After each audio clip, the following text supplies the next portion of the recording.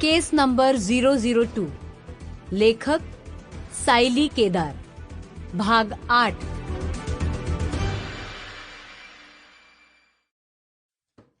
साक्षीच्या घराचं जाळीचं दार आणि मग आतलं दार शांतपणे बंद झालं तसा निरंजन चिडला।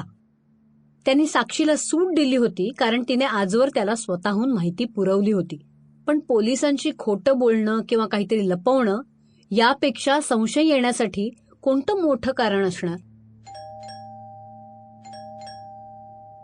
दुसऱ्या बेलला साक्षीने दार उघडलं। आधी बाजूच्या खिडकीच्या पडद्या आडून कोण आलंय याचा अंदाज तिने घेतला होता। निरंजनने तिची ती चोरून डोकवायची हालचाल टिपली होती। हा सर, जसं काहीच झालं नाहीये असा तिचा स्वर होता।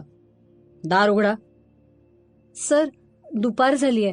शंतनू कधी कधी यावेळेला घरी येतो आणि परत जातो। त्याने बघितलं की मी तुमच्याशी बोलते तर फार प्रॉब्लेम होईल। मी तासाभरात स्टेशनला येते। दार उघडा। त्या जाळीच्या दाराच्या बाहेरून निरंजन संतापून बोलत होता। सर प्लीज दार उघडा, नाहीतर त्याचे आई वडील बाहेर येतील आणि तो घरी येवो न येवो त्याला ही माहिती पोचेलच। रादर सोसायटीत अनेकांना पोचेल। साक्षींनी काही सेकंद विचार केला, पण निरंजननी त्या जाळीचं लोखंडी दार धरून वाजवायला सुरुवात केली आणि त्याच्या होणाऱ्या आवाजाने साक्षी दचकली। आणखी 5 सेकंद जरी त्या दाराचा आवाज झाला असता तरी सरळ सरळ बरंच पब्लिक गोळा झालं असतं। साक्षीने नाईलाजानं दार उघडलं। अपर्णा शिधेच्या शूज मध्ये काय मिळालं? निरंजनने बसता क्षणी हा प्रश्न विचारला आणि तो साक्षीला अतिशय अनएक्सपेक्टेड होता। ती पाणी आणायला म्हणून आत गेली। 1 सेकंद, पाणी, लोणी, चहा, कॉफी काही नकोय मला, सगळं झालंय। मला फक्त प्रश्नाचं खरं आणि लगेच उत्तर हवंय। मला काहीही मिळालं नाहीये।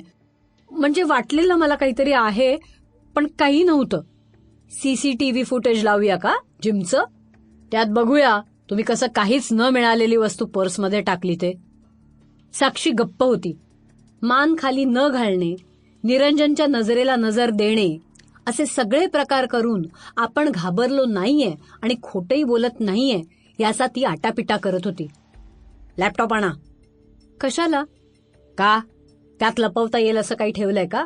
की एखादा पुरावा आहे त्यात जो तुम्ही आम्हाला देत नाही आहात? असं काही नाहीये।